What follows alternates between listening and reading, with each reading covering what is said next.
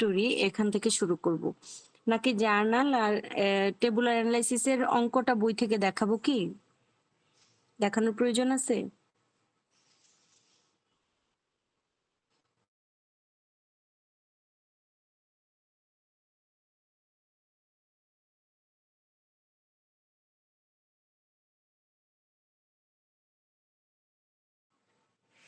ইশাক, যে ম্যাথস গুলো হচ্ছে আপনাদেরকে আমি একটা পিডিএফ বানিয়ে দিয়েছি না, ওখানের ম্যাথস গুলো সলভ করলেই হবে। এখন যদি আমি পেজ নাম্বার বলি, কারণ পেজ নাম্বার বললে আরো হচ্ছে হিজিবিজি লেগে যাচ্ছে এখান থেকে,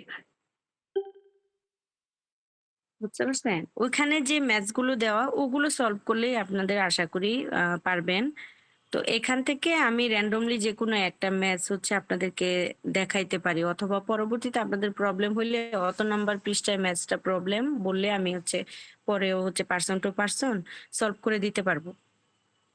তো এখন ভালো হয় মনে হয় 3rd থেকে একদম 7 পর্যন্ত শেষ করে ফেলি।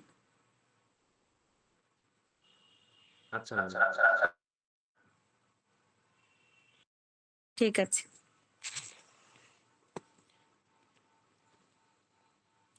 তো আমরা হচ্ছে চ্যাপ্টার 6 দেখবো এখন। চ্যাপ্টার 6 হচ্ছে ইনভেন্টরিজ নামে ছিল। তো ইনভেন্টরিজে আমরা কি পড়েছি যে হচ্ছে একটা প্রতিষ্ঠানে যে অ্যাসেট গুলো থাকে এর মধ্যে হচ্ছে ক্যাশ থাকে, ব্যাংক থাকে, তারপর আপনার অ্যাকাউন্টস রিসিভেবল বা অ্যাকাউন্ট রিসিভেবল বাবদ যদি আমরা হচ্ছে কোনো কিছু সেল করব, তখন সেটাকে আমরা ইনভেন্টরি ধরি বা পারচেজ অ্যাকাউন্ট হিসেবে ধরি।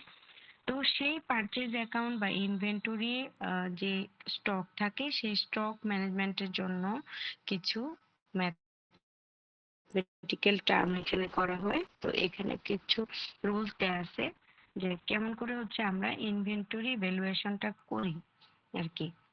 তো 3টা মেথড হচ্ছে আপনাদের ইনভেন্টরি চ্যাপ্টারে দেওয়া আছে। নরমালি আমরা হচ্ছে এই 3টা মেথড ইউজ করি কি কারণে? ইনভেন্টরি ভ্যালুয়েশনের ক্ষেত্রে হচ্ছে 2টা সিস্টেম আছে, একটা হচ্ছে পারপেচুয়াল ইনভেন্টরি সিস্টেম, একটা পিরিয়ডিক ইনভেন্টরি সিস্টেম। তা আমরা পড়েছি হচ্ছে পারপেচুয়াল ইনভেন্টরি সিস্টেমে কি মেথড ফলো করে কি প্রসেস ফলো করে আমরা ইনভেন্টরি ভ্যালুয়েশনটা করতে পারি। তো পারপেচুয়াল ইনভেন্টরি সিস্টেমে আমি 3টা বলেছি, একটা হচ্ছে ফিফো, একটা লিফো, আর একটা হচ্ছে ওয়েটেড এভারেজ। ফিফো বলছি কোনটাকে? First in first out. প্রথমে যে ইন করবে মানে প্রথমে যে পারচেজ হয়ে আসবে সেই মূল্যে আমি যখন আমার সেলস অর্ডার আসবে তখন সেটা আগে বিক্রি করব। আর লিফোতে হচ্ছে লাস্ট ইন ফার্স্ট আউট। লাস্টে যে ইন হয়েছে মানে সর্বশেষ ক্রয় যেটা ছিল ওই ক্রয়টা আগে বিক্রি করব। তারপর ধরেন মানে এখানে উদাহরণ হিসেবে বলা যায় যে সর্বশেষ হচ্ছে আমি কিনেছি 500 টাকার প্রোডাক্ট, এখন আমার কাছে সেলস অর্ডার এসছে 800 টাকার। তো 500 টাকার প্রোডাক্ট তো সর্বশেষ কিনেছি ওইটা চলে যাবে, আর 300 টাকার প্রোডাক্ট যে আরো এক্সট্রা সেল করতে হবে সেটা আমি কোথায় যাব? লাস্টের উপরে যেটা ওখানে। ধরেন 5 তারিখ যদি সর্বশেষটা হয়ে থাকে তাহলে 4 তারিখ যদি হয় 400 ইউনিট, ওখান থেকে 300 ইউনিট বিক্রি করে আর ব্যালেন্স হিসেবে 100 ইউনিট থেকে যাবে। ক্লিয়ার নাকি আবার বলবো?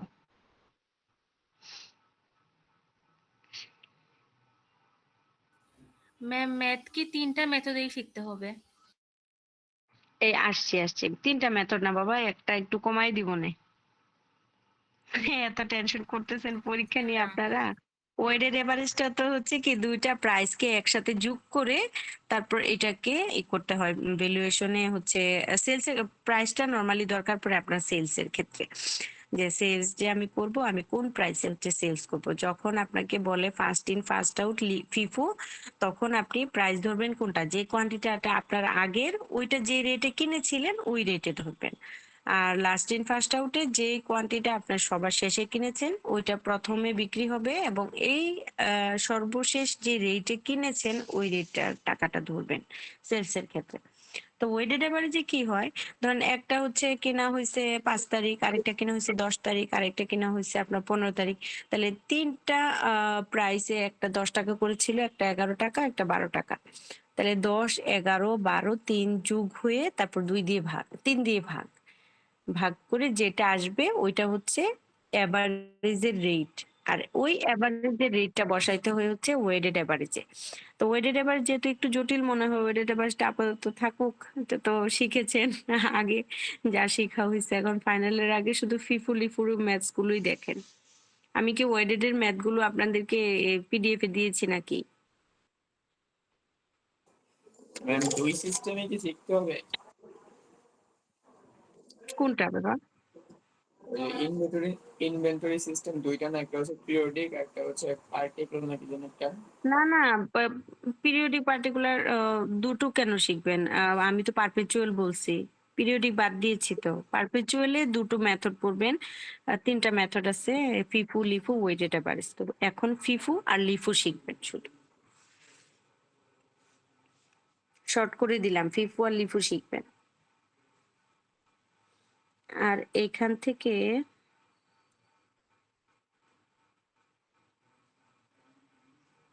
ওই যে classify, how to classify and determine inventory, just আর কি ইনভেন্টরি ক্লাসিফিকেশন মেথড গুলো। আর এখানে চ্যাপ্টার একটু দেখি,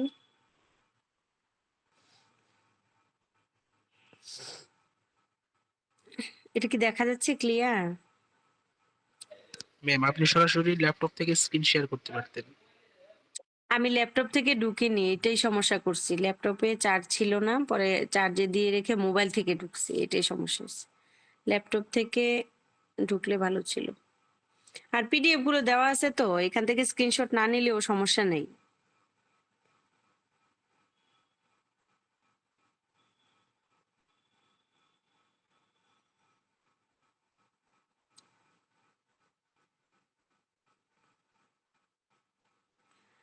আর একটা কথা, আপনাদের, আমরা যে ইনভেন্টরি ভ্যালুয়েশন করি, ওখানে কি কি বের করার জন্য ভ্যালুয়েশনটা করি, এন্ডিং ইনভেন্টরি কি কি আছে ওটা দেখার জন্য।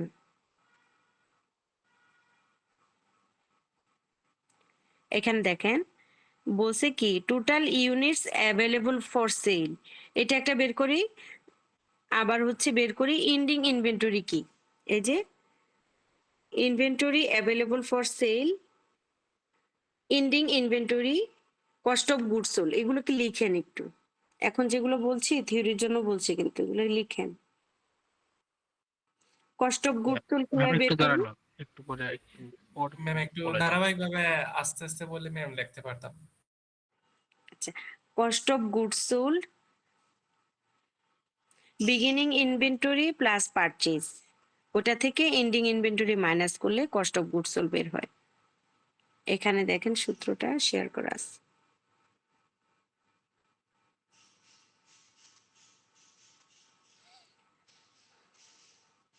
কস্ট অফ গুডস সোল্ড বলতে কি বুঝি? Cost of goods, cost of goods মানে কি, পণ্যের ব্যয়, ব্যয়। সোল্ড মানে যেটা বিক্রয় করা হবে বা বিকৃত পণ্যের ব্যয়।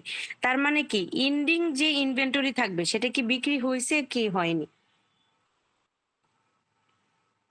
যে কোনো কিছু এন্ডিং থেকে গেলে কি ওটা আমার হাতে আছে না? জি ম্যাম ওটা রয়ে গেছে ব্যবসা। হ্যাঁ, তাহলে এন্ডিং ইনভেন্টরি যদি এখানে থেকে থাকে, ধরেন এই যে এখানে হচ্ছে 450 ইউনিট হচ্ছে এন্ডিং ইনভেন্টরি আছে, তার মানে ইউনিট সোল্ড হয়েছে কয় ইউনিট, বা সোল্ড হবে, অর্ডার এসছে কত ইউনিট, 550 ইউনিট। তাহলে এই 550 ইউনিটের যে রেট দিয়ে ভাগ দেওয়ার পরে যে টাকা আসবে, ওটা হচ্ছে টোটাল কি, কস্ট অফ গুডস সোল্ড। তাহলে কস্ট অফ গুডস সোল্ডে নরমালি কি কি আসে, বিগিনিং এ কত আছে, 100 ইউনিট 10 টাকা করে, 1000 টাকা। তারপর পারচেজ, যাবতীয় পারচেজ গুলো কি, পারচেজ গুলো আসবে না, কারণ যা যা পারচেজ করেছি ওটা তো বিগিনিং ইনভেন্টরির সাথে যোগ হচ্ছে, হয়ে সেলস অর্ডার এসছে ধরেন হচ্ছে আমি ৩ বার পারচেজ করেছি, এখানে যেটা বলেছে ৩ বার পারচেজ হয়েছে আর একবার হচ্ছে বিগিনিং ইনভেন্টরি ছিল ১০০ ইউনিট। তাহলে টোটাল ইউনিটস হচ্ছে ১০০০ ইউনিট অ্যাভেলেবল ফর সেল, মানে এই ১০০০ ইউনিটের অর্ডার আসলে আমি হচ্ছে বিক্রি করতে পারবো। এখন ১০০০ ইউনিটের অর্ডার না এসে অর্ডার এসছে ৫৫০ ইউনিটের। তাহলে কি ৪৫০ ইউনিট আমার হচ্ছে রয়ে গেছে না নিজের হাতে বা কোম্পানিতে বা দোকানে? তখন এই ৪৫০ ইউনিটের ইউনিটটা প্রাইস ধরে বাদ দিব অথবা ইউনিটই আলাদা বাদ দিয়ে দিলে কোনো সমস্যা নেই। ঠিক আছে? ওই আসলো হচ্ছে কস্ট অফ গুডস সোল্ড। তো পরীক্ষায় অনেক সময় চায় যে কস্ট অফ গুডস সোল্ড বের করেন। আবার শুধু বলে যে এন্ডিং ইনভেন্টরি বের করেন। তো আমরা ফিফু-লিফু ম্যাথ গুলো যখন করি তখন শেষে যে ব্যালেন্সটা থাকে ওইটাকে এন্ডিং ধরেই রেখে দিই। তখন আর এন্ডিং এ আলাদা সূত্র লিখে অঙ্ক করা লাগে না।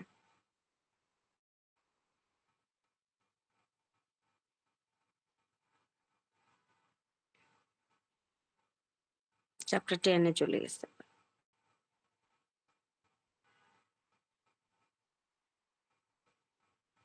আচ্ছা।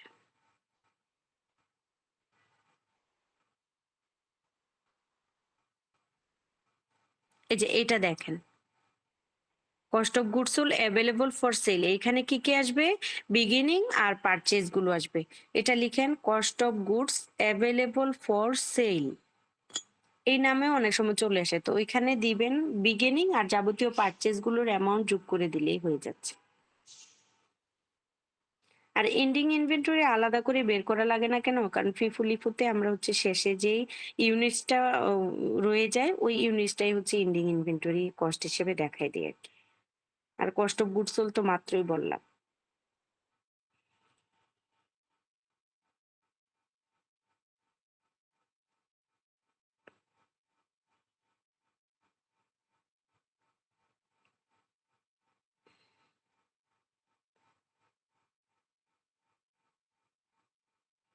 ম্যাম বলেন। মানে 6 চ্যাপ্টারের মানে কত পেজ থেকে কত পেজ লিখবো একটু বলতেন। 6 চ্যাপ্টার পিডিএফ করে দিয়েছি বাবা। পিডিএফ করা আছে না? আমি মেইন বই পুরোটা থেকে দেখাচ্ছি আরকি। কিন্তু পিডিএফ করা প্রত্যেকটা আপনাদের কাছে রাখা আছে। পিডিএফটা জাস্ট পড়বেন। আর কি কি থিওরি পড়বেন ওটা তো মাত্রই বললাম যে মেথডস গুলো পড়বেন। ৩টা মেথডস আছে, ফিফু, লিফু আর হচ্ছে ওয়েটেড এভারেজ। তো এখান থেকে ফিফু, লিফুটা রাখলাম আর ওয়েটেড এভারেজ বাদ দিলাম। ওয়েটেড এভারেজের ম্যাথসও করবেন না আবার থিওরিও পড়বেন না। ফিফু আর লিফু থিওরিটা খুব সুন্দর করে পড়বেন, ওইটার হচ্ছে একটা আরেকটার সঙ্গে কি কি ডিফারেন্স থাকে ওটাও পড়তে পারেন। আর এন্ডিং ইনভেন্টরি কিভাবে বের করে, সূত্র কি, cost of goods sold available for sale সূত্রটা কি, ইনভেন্টরি টার্নওভার। আবার বলি ইনভেন্টরি টার্নওভার এটা রেশিও অ্যানালাইসিসের একটা চ্যাপ্টার, ইয়ে ফর্মুলা। তো এটা ইনভেন্টরি চ্যাপ্টারে ম্যাচ হয় বলে আমি এটা রেখেছি আর কি। ইনভেন্টরি টার্নওভারের সূত্রটা করবেন, শিখবেন। কস্ট অফ গুডস সোল্ডের সূত্র শিখবেন। তাহলে কয়টা থিওরি হলো? 5টা থিওরি পড়লেই থিওরি কমন পড়বে। আবার বলবো? ম্যাম আরেকবার বলেন 5টা থিওরিটা। Cost of goods sold, inventory turnover, cost of goods available for sale, ending inventory, FIFO and LIFO, description or difference between FIFO and LIFO. Ma'am আমি রেকর্ড করতেছি তো, আপনি একবার করলে জাস্ট বলে যান, পরে রেকর্ড দেখে নেবে কারো লাগলে। হ্যাঁ, আমি তো সেটাই বলছি যে রেকর্ড হচ্ছে বারবার করে দেখলেই পারবেন, কারণ প্রত্যেকটা কথাই তো বলছি, বলা হচ্ছে। জি ম্যাম। ঠিক আছে? তারপরেও কনফিউশন থাকলে শনিবার আবার লিখে দিব, না সমস্যা নেই। হোয়াটসঅ্যাপে লিখে দেওয়া যাবে। একটা ম্যাচ শুধু দেখে পরের চ্যাপ্টারে চলে যাই। এখানে এটা দেখেন একটু।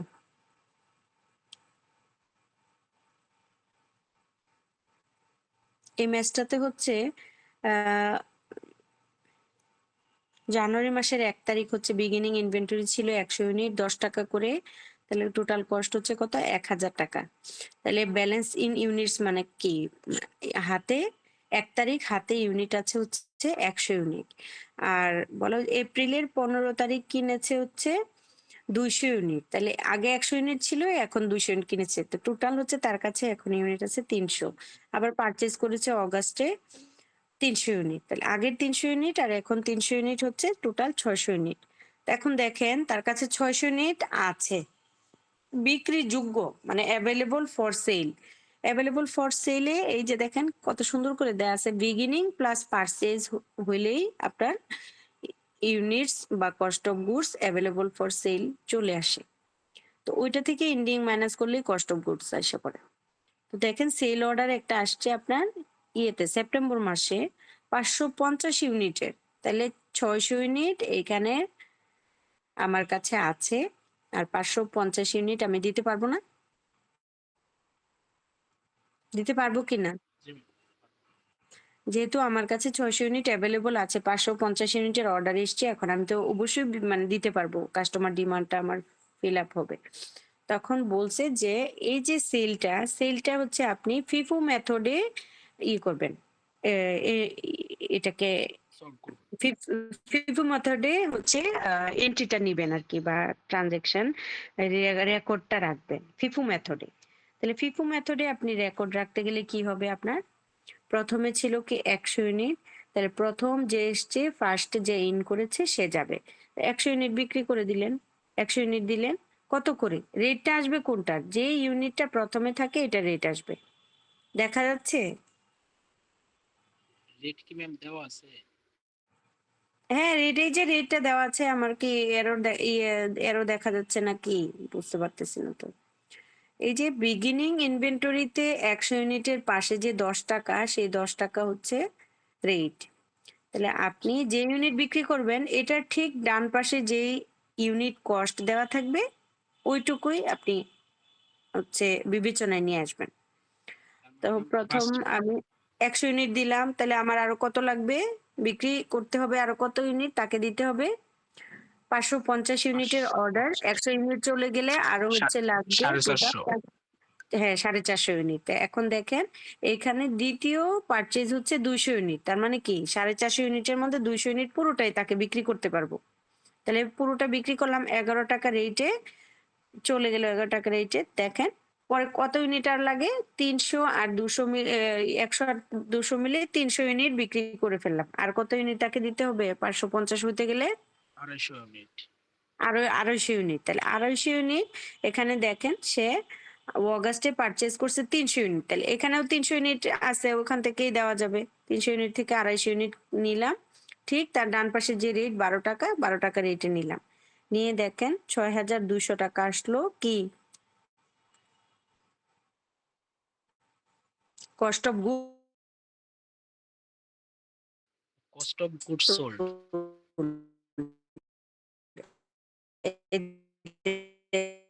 এইদিকে লেখা আছে সুন্দর করে কস্ট অফ গুডস সোল্ড। এটাকে একটু লিখবেন যে কস্ট অফ গুডস সোল্ড সমান সমান এত, এন্ডিং ইনভেন্টরি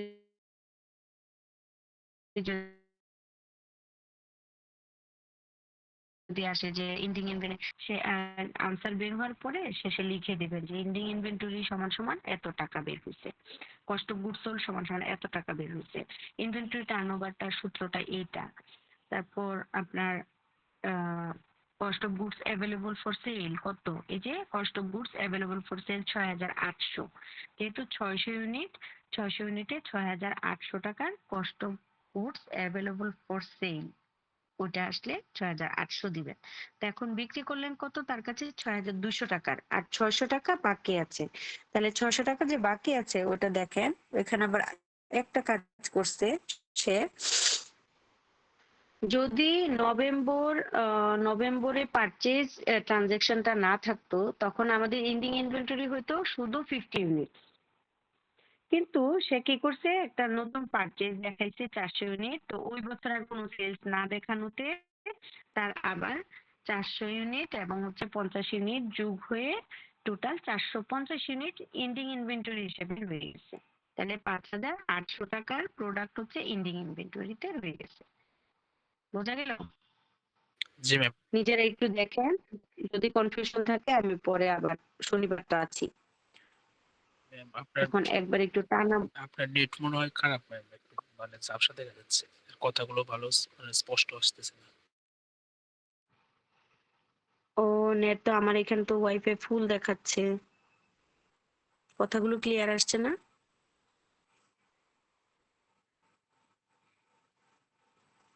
কথা ক্লিয়ার আসছে না, এখন আসছে? জি ম্যাম আসতেছে। আমি আমি তাহলে হচ্ছে রুম শিফট করতে হবে। আমার তো এক সমস্যা, জয়েন্ট ফ্যামিলি তো আর অনেকে আছে, তো সেই হিসেবে আমি এখন এখন শোনা যাচ্ছে কি? জি ম্যাম।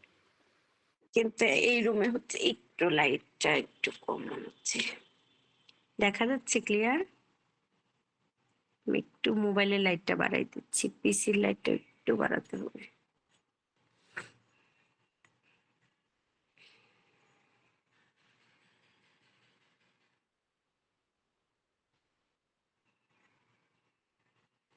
আমার হচ্ছে ইনলজরা উমরাতে গিয়েছিল আর কি, তো তারা মঙ্গলবার ব্যাক করাতে বাসার অবস্থা, বাসায় সব ছড়ানো ছিটানো, টেবিলে আর বসতে পারছি না।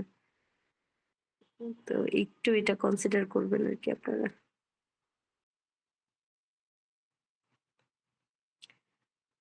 তো কোথায় ছিলাম যেন আমরা? লিফু মেথডটা ছিলাম। সেম এন্ট্রি গুলোকে আমি হচ্ছে একটু লিফুতে দেখাই দিই। তো প্রথমে পারচেজে কত ছিল, ইয়ে বিগিনিং ইনভেন্টরি ছিল 100 ইউনিট 10 টাকা করে, 1000 টাকা। তারপর হচ্ছে 200 ইউনিট কেনা হয়েছে 11 টাকা করে, তারপর আবার 300 ইউনিট কেনা হয়েছে 12 টাকা করে।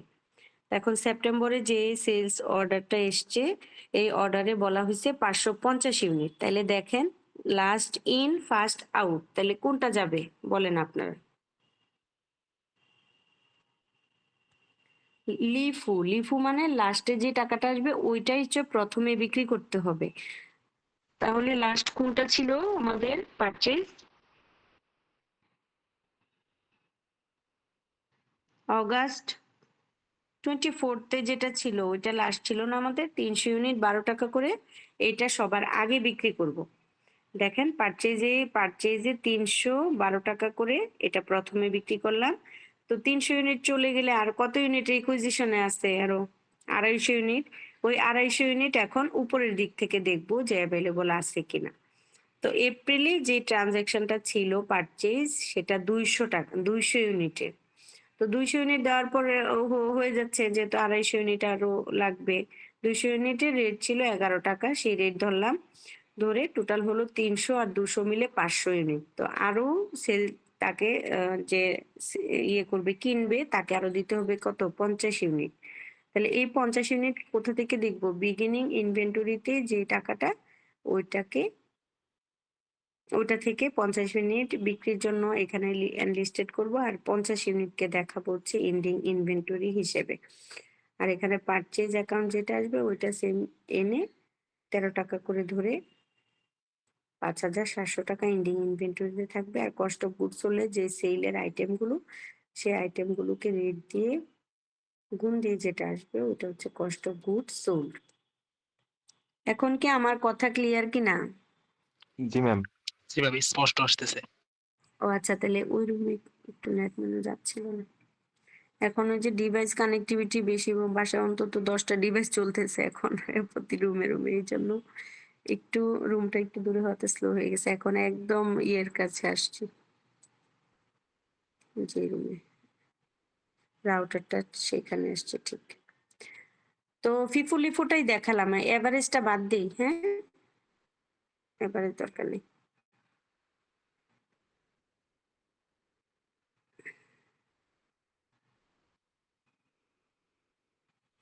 আচ্ছা, এটা গেল। তারপর চ্যাপ্টার কত ছিল? 10।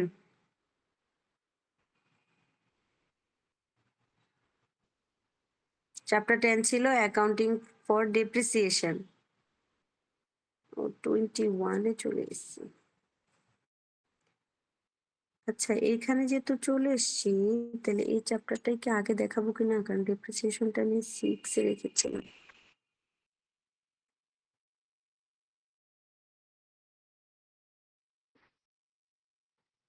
আপনারা আবারও একটা কথা আপনাদেরকে স্মরণ করাই দিই যে কোনো একটা অপশন আপনারা স্কিপ করবেন না, কারণ দেখা গেছে কি যেগুলো অরে দেওয়া ওগুলো এক্সটার্নাল ইয়ে হয়ে আপনার এগুলাকে মেন দিয়ে দিয়েছে 2 3 4-এ।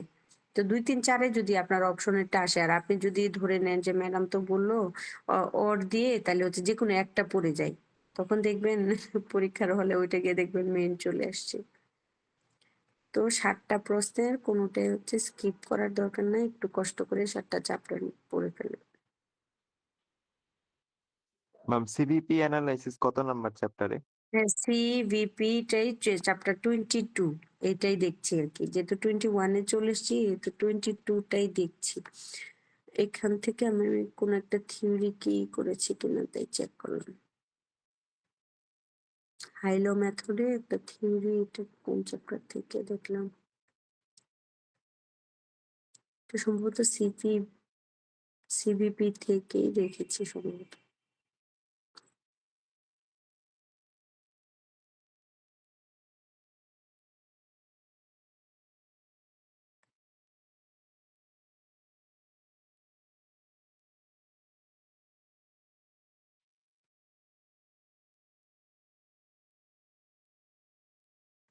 যে চ্যাপ্টার গুলো বললাম না, ওই চ্যাপ্টার গুলোর শেষে দেখবেন এইভাবে কোশ্চেন থাকে।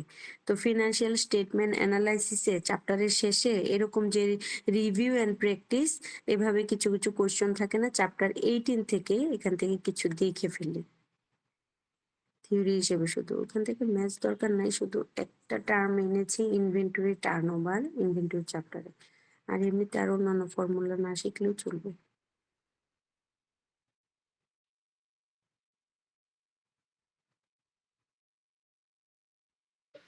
ম্যাম আপনি কি স্ক্রিন শেয়ার অফ করছেন?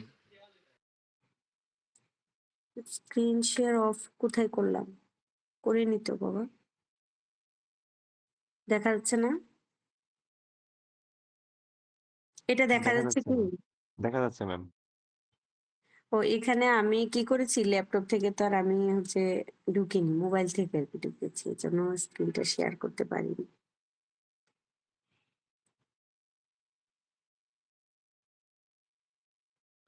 হোয়াটসঅ্যাপে বইটা আছে, মোবাইলে বইটা আছে, কিন্তু এই এমন সময়ে কতগুলো বললাম না যে আপনাদেরকে নক দেওয়ার পরে আমার কিছু আসছে, অনেকগুলো পিডিএফ একসঙ্গে এসছে, তো এসে স্টোরেজটা কে করে দিচ্ছে। তো মোবাইল থেকে ট্রাই করছি, এটা অন হচ্ছে না, স্টোরেজ জন্য বলতেছে স্টোরেজ আপনার এমটি করতে হবে, এটাকে এমটি করলে অন হবে।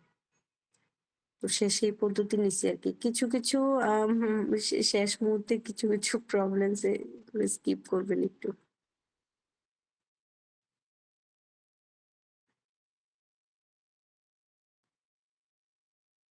আমি ভার্সিটি থেকে আসছি 7:30টায়, এসে যে একটু সামান্য গুছাবো বা একটু সেট আপটা করবো সুযোগটা হয়নি।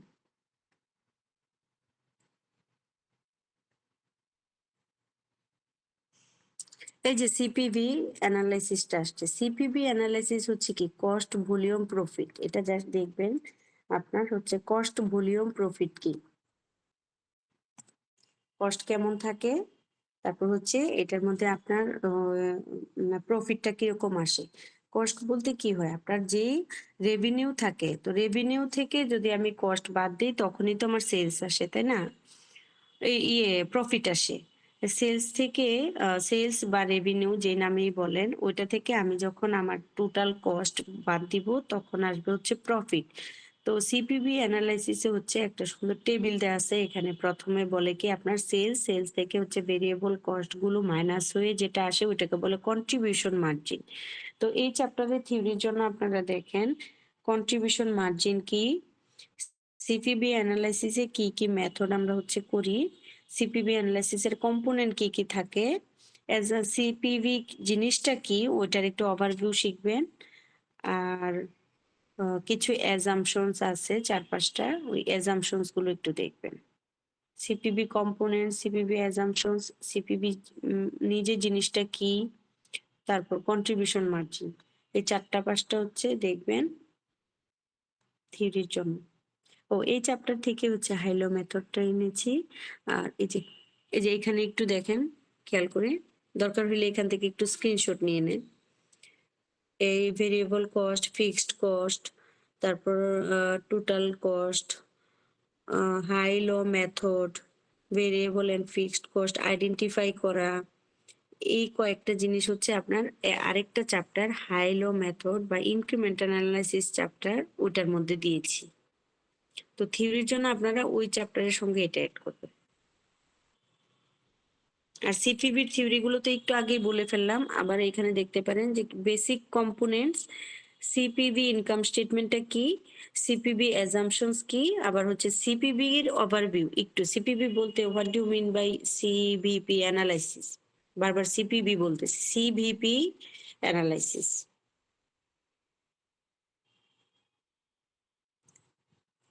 ক্লিয়ার? থিওরিটা ক্লিয়ার আপনারা? জি ম্যাম। তো এখানে একটু আগে যেটা বললাম ইনক্রিমেন্টাল অ্যানালিসিস চ্যাপ্টারে হাই লো মেথড, এই যে এই কস্টগুলো, আরেকটা হচ্ছে ইনক্রিমেন্টাল অ্যানালাইসিসটা কিভাবে বের করে ওই সিস্টেম, এটা দেখাবো চ্যাপ্টার 26-এ যখন ম্যাথটা দেখাবো ওইটার সঙ্গে মিল করেই করবেন। একটু পরে আসে যা সিপিবির অঙ্কটা দেখেই ওখানে চলে যাব, নাকি আগে এটা দেখাবো বলেন দেখি? বই ভেরিয়েবল কস্ট, ফিক্সড কস্ট এটা দেখায় পরে সিভিপি দেখাবো পরে। জি ম্যাম, এটা যখন আগে আসছে এটাই দেখা। হ্যাঁ, এইগুলার থিওরিটা আগে আসছে, তারপর এটার অঙ্কটা দেখে পরে ওইটা দেখে। এই দেখেন variable cost, fixed cost, mixed cost একটা আছে। মিক্সড কস্ট বলতে ওই টোটাল কস্ট আর কি, বা হচ্ছে ভেরিয়েবল ফিক্স মিলে যে কস্ট আসে ওইটাকে মিক্সড কস্ট বলে। রিলেভেন্ট রেঞ্জ দরকার নাই, ওইটা না পড়লেও চলবে। ভেরিয়েবল কস্ট কি মানে আমার হচ্ছে প্রোডাকশন যে পরিমাণ আমি করব এইটার অনুসারে হচ্ছে আমার রেট পরিবর্তন হবে। ধরেন আমি যদি কম উৎপাদন করি তাহলে কস্ট কি বেশি পড়বে। একটা জিনিস যদি কেউ 100 পিস তৈরি করে তাহলে হচ্ছে তার কস্ট যেমন হবে, সেম জিনিসটা একই মেশিনে 1000 পিস তৈরি করলে তার কস্ট কম পড়বে না? জি ম্যাম।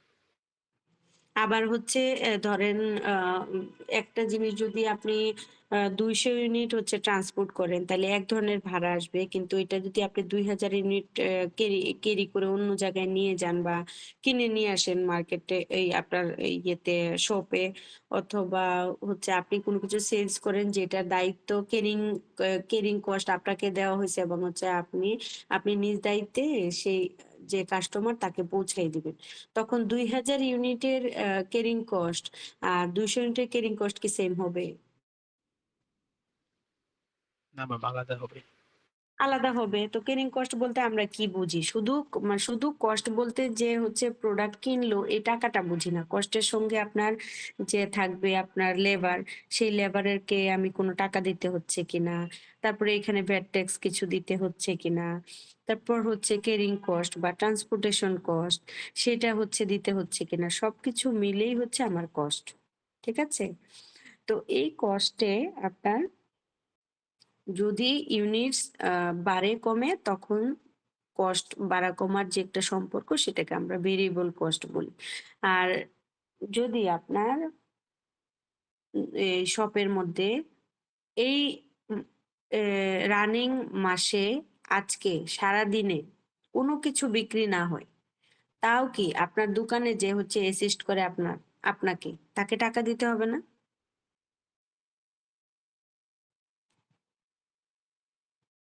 ধরেন আপনার দোকানে একজন হচ্ছে ম্যানেজার সেট করে রেখেছেন বা একটা সেলসম্যান সেট করে রেখেছেন।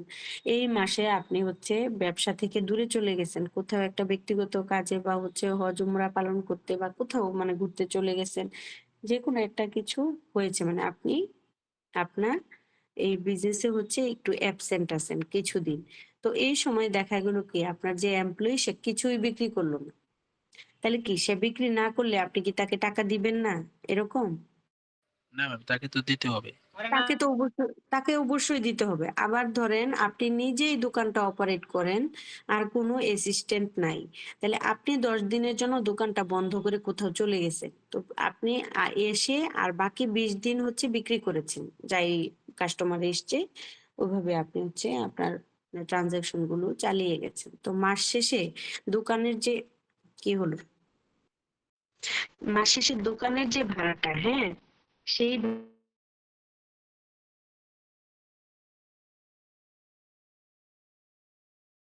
আপনার এখানে তো আমার বিক্রি টিক্রি হয়নি, 10 দিনের ভাড়াটা দিতে পারছি না, শুধু 20 দিনের দিব। এটা বললে কি দোকান মালিক যে ওনার সে মানবে? না ম্যাম। মানবে না। তো দেখেন ফিক্সড কস্ট বোঝানোর জন্য এতগুলো কথা বললাম। ফিক্সড কস্ট হচ্ছে কি, যেটা আমার সেলস বাড়া কমার সঙ্গে কোনো সম্পর্ক নাই, সেলস হইলেও আমার দিতে হবে, সেলস না হলেও দিতে হবে, যেই কষ্ট হচ্ছে ম্যান্ডেটরিলি আমার করতেই হবে, ওইটা হচ্ছে ফিক্সড কস্ট। তাহলে fixed cost total, fixed cost variable cost বাদ দেওয়ার পরে, রেভিনিউ থেকে এই দুটো বাদ দেওয়ার পর যেটা আসে সেটাই হচ্ছে প্রফিট। তো এখানে একটা টার্ম আমি একটু আগে বলছি, কন্ট্রিবিউশন মার্জিন, যেটা ইনকাম স্টেটমেন্ট পড়াতে গেলে আসবে, একটু পরে বলবো। এখন যেহেতু এই অঙ্কটা করাচ্ছি, এটাই শেষ করি আগে। তো এই ম্যাথটা এরকম আসবে যে হচ্ছে আপনার ফিক্সড কস্ট বের করেন, ভেরিয়েবল কস্ট বের করেন, আবার হচ্ছে আপনার সেলস ইউনিট যদি এই এতটুকু বাড়ে, ধরেন হচ্ছে 500 ইউনিট সেলস ইউনিট বাড়ে, তাহলে আপনার হচ্ছে প্রফিট কত বাড়বে বা আসবে কত, ওই ধরনের আর কি। ছোট একটা অঙ্ক, প্র্যাকটিস করলে পারেন। আপনাদেরকে অলরেডি পিডিএফ দিয়েছি, ওখান থেকে প্র্যাকটিস করবেন, সিমিলারই আসবে, হয়তো একটু ফিগারগুলো চেঞ্জ হয়ে আসতে পারে, খুব বেশি ডিফারেন্স হবে কিনা, হবে না।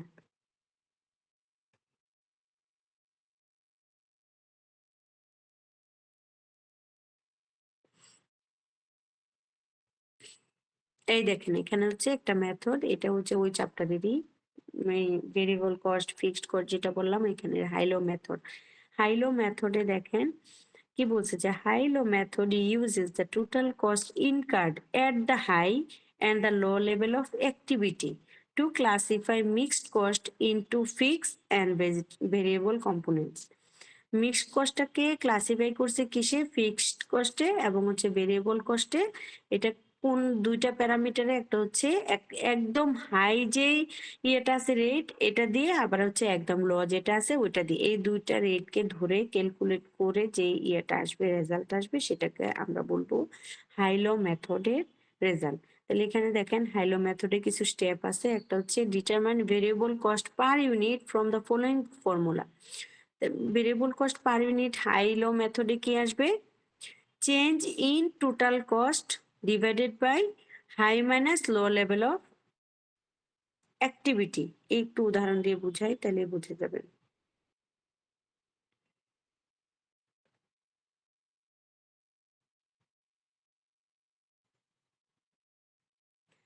বলছে যে determine variable cost per unit from the following formula, মানে কি, এখানে বলছে যে ভেরিয়েবল কস্ট পার ইউনিটটা কখন আসবে, যখন আপনি চেঞ্জ ইন টোটাল কস্ট, মানে কি একটা টোটাল কস্ট ছিল, আবার যে টোটাল কস্ট বেড়ে গেল, তখন যে ডিফারেন্সটা সেটাকে বলে চেঞ্জ।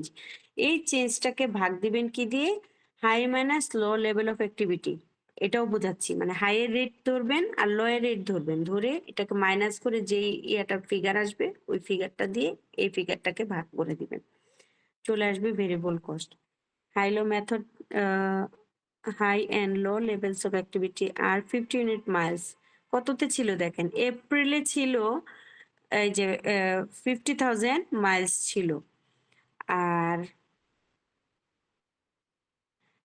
এই 50,000 বলি না, দেখেন এখানে যে রেট গুলো আছে, এখানে কত ইউনিট জানুয়ারিতে দেখা যাচ্ছে, জানুয়ারিতে হচ্ছে কি 20,000 ইউনিট, পরে হচ্ছে 40,000 ইউনিট, 35,000 ইউনিট, আরেকটা হচ্ছে 50,000, একটা 30,000, একটা 43,000। এখন বলেন তো এখানে হচ্ছে সবচেয়ে বড় ইউনিট কোনটা,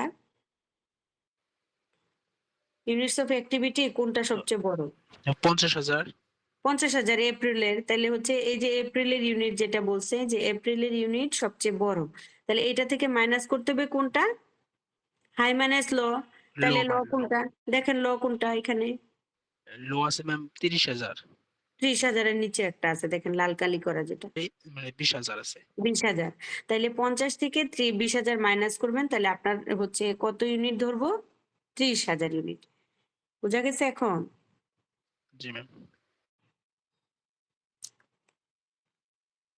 তারপর দেখেন এই দুইটা লেভেলে হচ্ছে মেইনটেনেন্স কস্ট কত আছে, দুইটা লেভেল পেয়ে গেলাম, এখন ওগুলাতে মেইনটেনেন্স কস্ট কত আছে, তাহলে দেখেন এখানে কি বলছে, change in total cost, divided by high minus low level of activity. তো লো লেভেল অফ অ্যাক্টিভিটি পেয়ে গেছি 50,000 মাইনাস 20,000, 30,000 পেয়ে গেছি। এখন টোটাল কস্ট দেখবো না, তাহলে 20,000 ইউনিটের যে কস্ট এটা কি লো কস্ট, এটা কোথায় রাখতে হবে, এটা মাইনাসের সাথে রাখতে হবে। আর 50,000-এর সাথে হচ্ছে 63,000, এটা হচ্ছে হাইয়ে রাখতে হবে, মানে প্রথমে রাখতে হবে। তাহলে 63 থেকে 30,000 মাইনাস করলে আসে কত, 33,000। তাইলে দেখেন এখানে আমি পেলাম 30,000 আর এখানে পেলাম 33,000। তাহলে কি করব, এই জায়গাতে চেঞ্জ ইন টোটাল কস্টে বসাবো 33,000 আর ভাগ দিব হচ্ছে 30,000 দিয়ে, যেটা আসবে সেটা হচ্ছে ভেরিয়েবল কস্ট পার ইউনিট। বুঝছেন? ওই যে বোঝা টোটাল কস্টের ওই জায়গায় একটু বুঝে নেবেন। এই সূত্রটাই ভেঙে ধরি। বলছে হাই ল মেথড অনুসারে কস্ট এলোকেশনের ক্ষেত্রে হচ্ছে প্রথম একটা ফর্মুলা, সেটা কি variable cost per unit determination. এখন এখানে ফর্মুলাতে বলছে যে change in total cost, total cost কত, তো কি এই যে এখানে আপনার দেওয়া আছে টোটাল কস্ট, এটা না টোটাল কস্ট, অঙ্কে এইটুক দেওয়া থাকবে, মানে এইটুক দেওয়া থাকবে, এর মধ্যে আপনাকে বের করতে হবে। টোটাল কস্ট দেওয়া আছে, তাহলে টোটাল কস্টের চেঞ্জটা আমরা বের করি। বলছে টোটাল কস্ট সর্বোচ্চ কত, দেখেন তো সর্বোচ্চ কত, 63,000 সর্বোচ্চ না, লাল কালির যেটা জি ম্যাম। সর্বোচ্চ থেকে মাইনাস করব যেটা লস সেটা, তাহলে দেখেন 30,000 টাকাই কিন্তু সবচেয়ে কম। আবার এই দিকেও চলে যাচ্ছে, দেখো তো অবস্থা, এখানে এটা চলে যাচ্ছে আর চলে যাচ্ছে।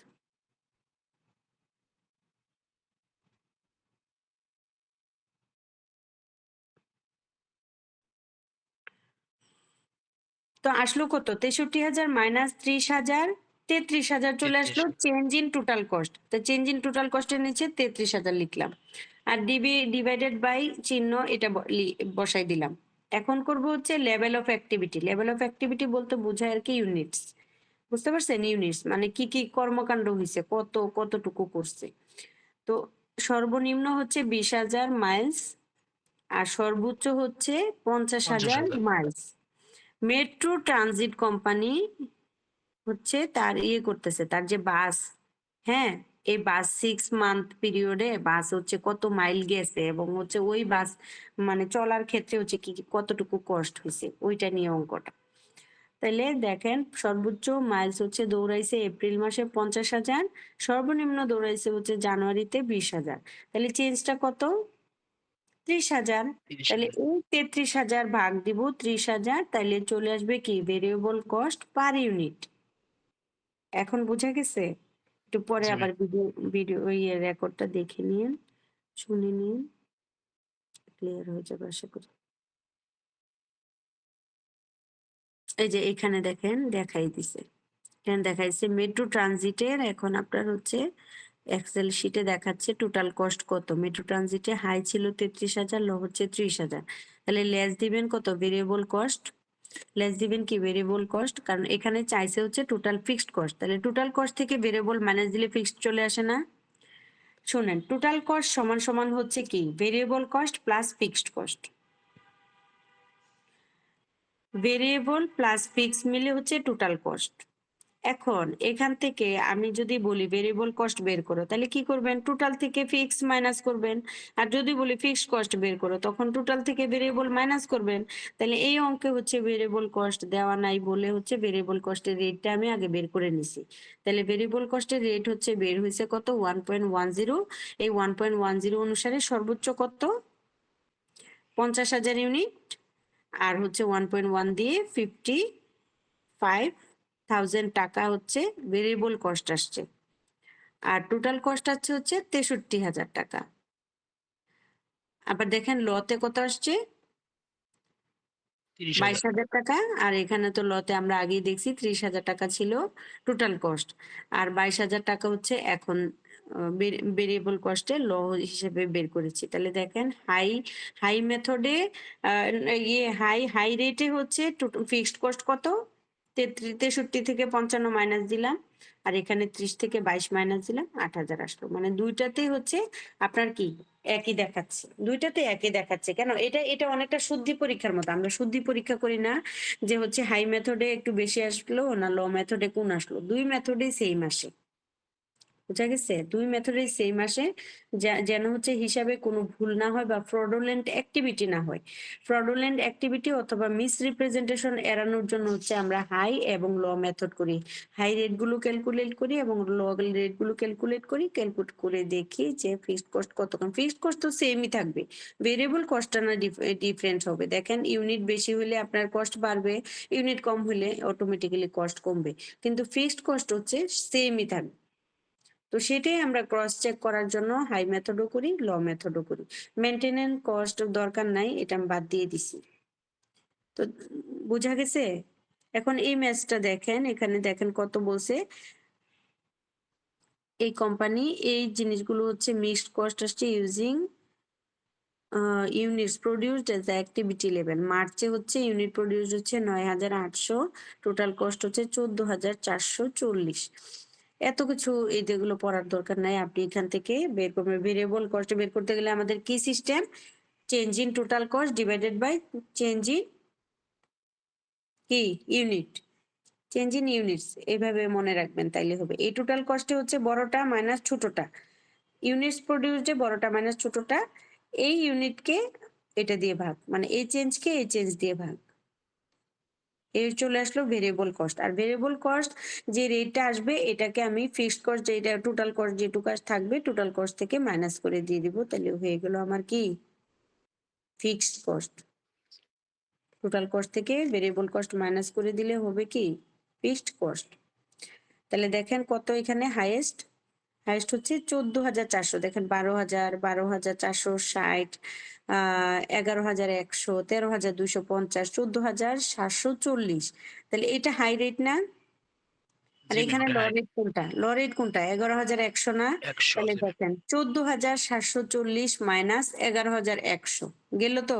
তারপর ডিভিশন চিহ্ন দিলাম, তারপরে এখানে রেট গুলো দেখেন কোনটা হাই কোনটা ইয়ে। 8000, 9800 হাই। 8100, 7600, 7000, 8500, 9800। তারপর 9800 হচ্ছে হাইয়েস্ট। হাই রেট বসালাম, ইউনিটস বসালাম। তারপর দেখেন লো কোনটা? লো হচ্ছে 7000 বসালাম। তাহলে আসলো কত? ওইটা আপনারা এইভাবে, এখানে তো শর্টকাট করেছে, আপনারা একটু বের করে দেখাই দিয়েন আর কি, যে এখানে কত আসলো, ডিভিশন দিয়ে এটা কত আসলো, তারপর লিখবেন থার্ড লাইনে 1.30 পার ইউনিট। আসলো কি ভেরিয়েবল কস্ট 1.30 পার ইউনিট, মানে কি প্রত্যেক ইউনিটে 1.3 করে খরচ আসছে। এখন এই খরচটা থেকে আপনার হচ্ছে ভেরিয়েবল কস্ট পুরোটা বের করতে পারবেন। তাহলে ইউনিট কত ছিল হাই মেথডে? হাই মেথডে ইউনিট কত ছিল? 9800 ইউনিট, 1.30 দিয়ে গুণ দিবেন, চলে আসবে হাই মেথডে ভেরিয়েবল কস্ট। আর টোটাল কস্ট তো এটা 14440, এটা থেকে মাইনাস করবেন এই 9800 ইন্টু 1.30, ওই সেম আগেরটার মতো। এই যে এটা এখানে টেবিল করে দেয় নাই, আপনারা একটু টেবিল করে দিন, সুন্দর হবে। আমি একটু আবার ওই পেজটা নিয়ে আসি, আপনারা একটু স্ক্রিনশট নিয়ে নেন। এটা আপনারা সেম এটার মতো করবেন, এটার মতো। এটা একটু স্ক্রিনশট নিয়ে নেন। এই যে এখানে সুন্দর করে দেখাইছে রেটটা, বুঝতে পারছেন? এভাবে দেখাইলে পেস লাগার সম্ভাবনা কম, ভুল হওয়ার সম্ভাবনা কম। তোলা হয়েছে ছবি? জি ম্যাম। আচ্ছা, ইলাস্ট্রেশন 22/8, পেজ নাম্বার হচ্ছে 966।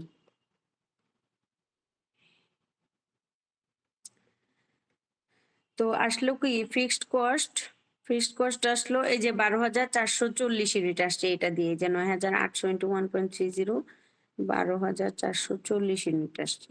তো এখানে ফিক্সড কস্ট দেখাইছে হাই মেথডে 2000, আর লো মেথডে কত দেখাইছে 11100। এই 11100 থেকে মাইনাস করবেন কত 7000 ইন্টু 1.30, তাহলে কত আসবে 9100।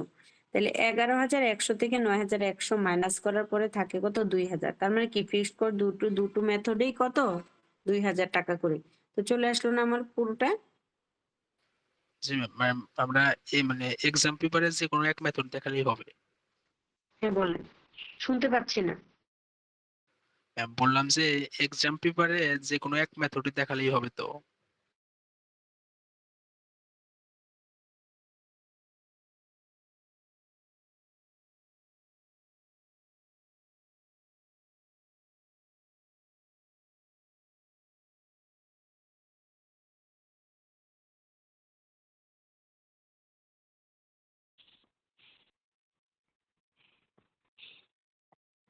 এই সেম মেথডই তো। এই যে দেখেন এখানে যেটা, এটা সেম মেথড, জাস্ট হচ্ছে ওরা শর্টকাট করে লিখছে। তো শর্টকাট দেখলে তো বুঝতে পারবেন না, বা অনেকে আবার একটু সমস্যায় পড়ে যেতে পারে যে এটা কিভাবে হলো। ওই জন্য বলতেছি যে 967 পেজে যেভাবে সুন্দর করে ভেঙে ভেঙে করা ওইভাবেই করবেন। এইটাও সেম প্রসেসেই করছে, কিন্তু এখানে একটু শর্ট করে দিছে আর কি লেখাগুলো। কিন্তু সেম ভাবে দেখেন এটা কিভাবে আসছে, এখানে একটা স্টার দিয়ে এটার সলিউশনটা এখানে দেখা দিচ্ছে। পরেরটা ৯,১০০ টাকা কেমন করে আসলো, এটা স্টার দিয়ে দেখা দিচ্ছে। ৭,০০০ ইউনিটকে 1.30 দিয়ে গুণ দেওয়ার পরে এটা আসছে। বুঝা গেছে? আর এই যে ফিক্সড কস্ট এখানে ডিরেক্ট মাইনাস করেছে, আর ওইখানে হচ্ছে টেবলের নিচের দিকে লেখা আছে ফিক্সড কস্টে ৮,০০০ করে মনে ছিল এটা। তো এখন এখানে একটু চেঞ্জ দেখেন, নতুন একটা total cost to produce ৮,০০০ unit. এখন হচ্ছে ৮,০০০ ইউনিট যদি আমি প্রডিউস করি তাহলে কত আসবে? এটা পারবেন না? একটু আগেই তো বলছি যে ইউনিট যদি চেঞ্জ হয় তাহলে কি, ইউনিট চেঞ্জ হওয়ার সাথে সাথে যদি কস্ট বেশি হয় বা কম হয়, ইউনিট কমে গেলে কস্ট কমে, ইউনিট বেড়ে গেলে কস্ট বাড়ে, তখন তাকে কি বলে ভেরিয়েবল কস্ট। ভেরিয়েবল কস্ট কোনটা, যেটা চেঞ্জ হয়, সময়ের সাথে সাথে চেঞ্জ হয়। তাহলে এখানে বলছে যে ৮,০০০ ইউনিট যদি সে প্রডিউস করতে চায় তখন তার টোটাল কস্ট কত আসবে। তাহলে আমি দেখেন হাই মেথডেও ২,০০০ টাকা কস্ট এসছে ফিক্সড কস্ট, লো মেথডেও হচ্ছে ২,০০০ টাকা ফিক্সড কস্ট এসছে। তাহলে ফিক্সড কস্ট তো হচ্ছে ২,০০০ই থাকবে, এটা আমি পেয়ে গেছি। এখন ৮,০০০ ইউনিটকে 1.30 দিয়ে গুণ দিলে যে টাকাটা আসবে সেটা কি ভেরিয়েবল কস্ট না? তাহলে টোটাল কস্ট মানে কি ফিক্সড কস্ট যোগ ভেরিয়েবল কস্ট। তাহলে দেখেন ৮,০০০কে 1.30 দিয়ে করার পরে ১০,৪০০, আর হচ্ছে ফিক্সড কস্ট ২,০০০, টোটাল হচ্ছে ১২,৪০০ টাকা।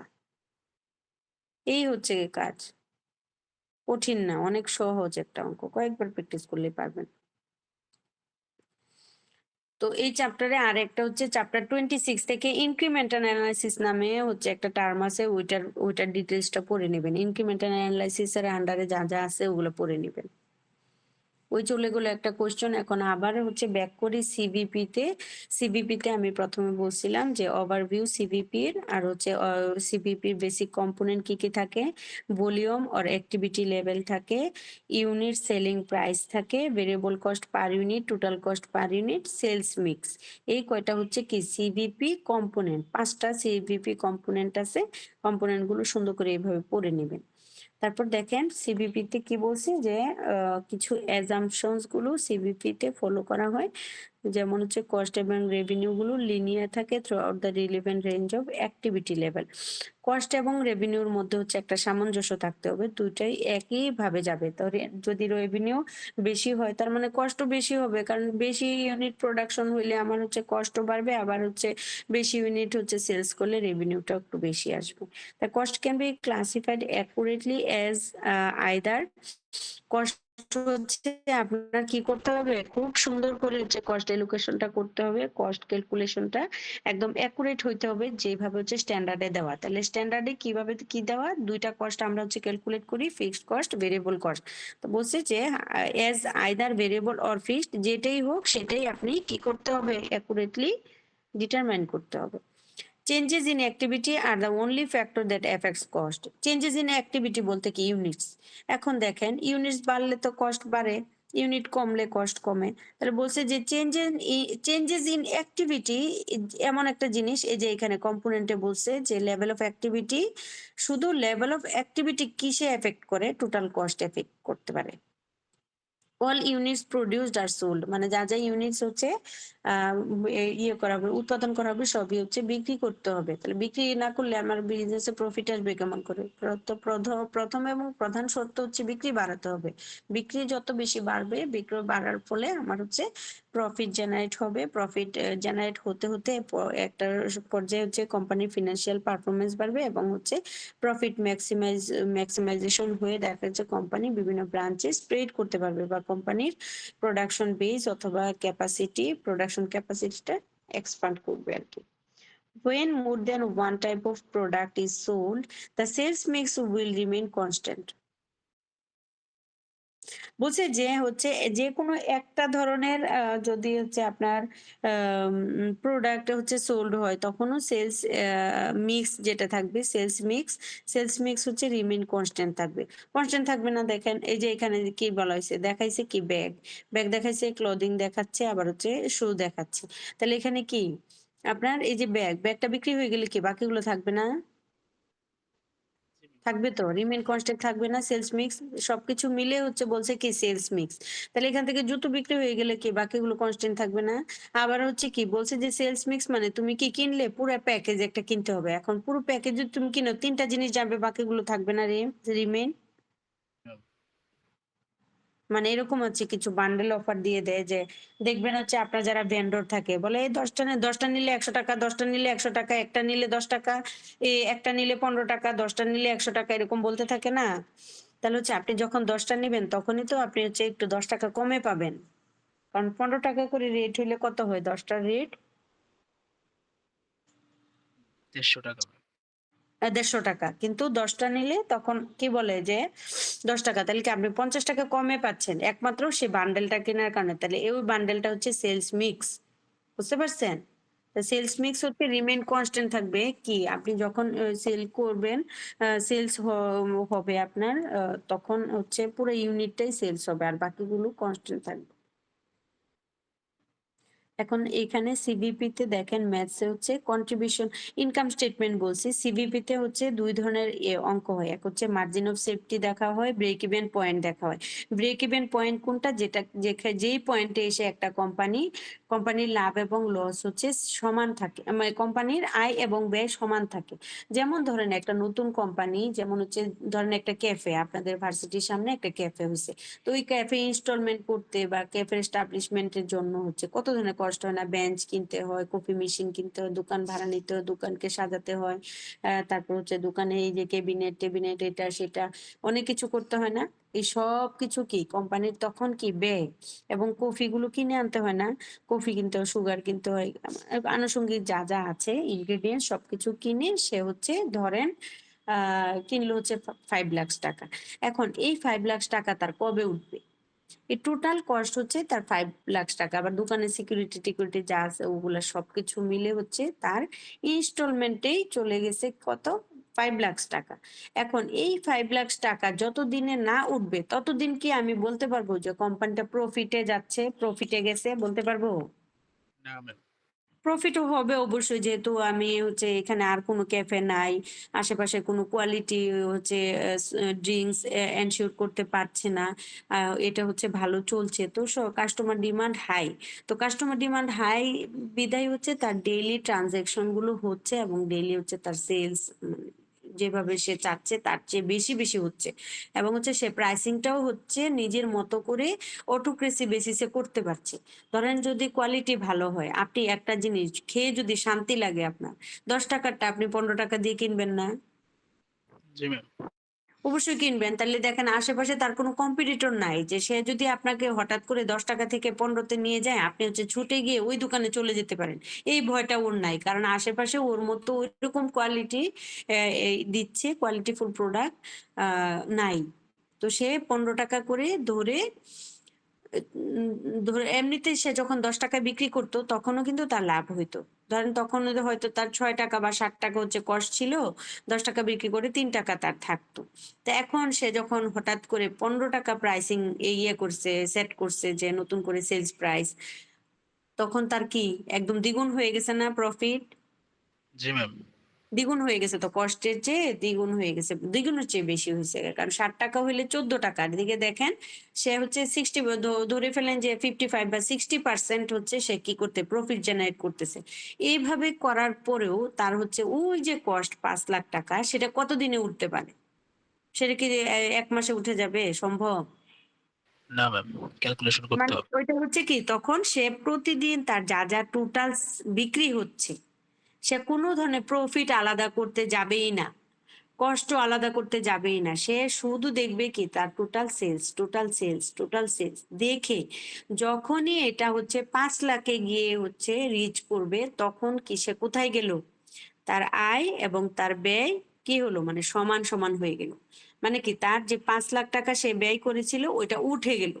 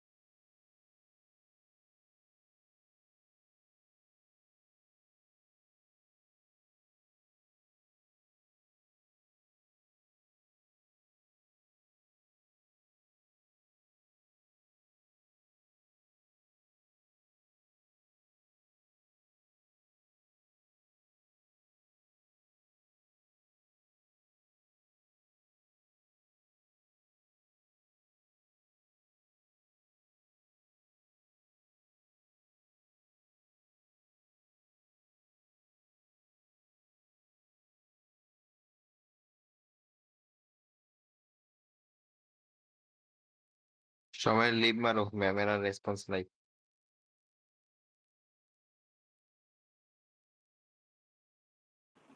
বিবেক ক্লাস করা, কিন্তু সব বুঝছো যে ক্লাস করা।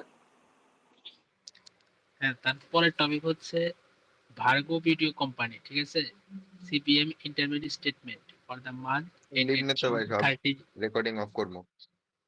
অফ কর, অফ কর, অফ কর। সোহেল, ও আমার তারপরের টপিক হচ্ছে কন্ট্রিবিউশন মার্জিন